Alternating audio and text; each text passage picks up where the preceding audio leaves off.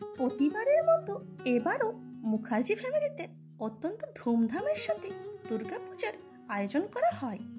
North মুম্বাইয়ের এই দুর্গাপূজাতে রানী মুখার্জি, অয়ন মুখার্জি, কাজল তাদের ফ্যামিলির সাথে অত্যন্ত আনন্দ ও উৎসাহের সাথে দুর্গাপূজার সেলিব্রেশন করেন।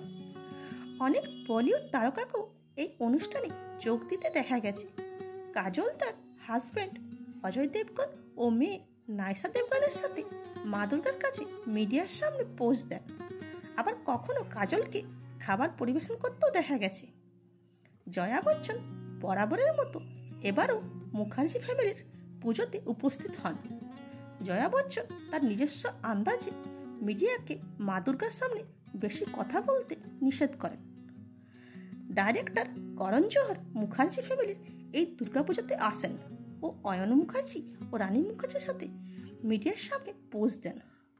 অন্যদিকে বিপাশা বসু তার হাজব্যান্ড করণ ও মেয়ে দেবী সহ এই অনুষ্ঠানে যোগ দেন।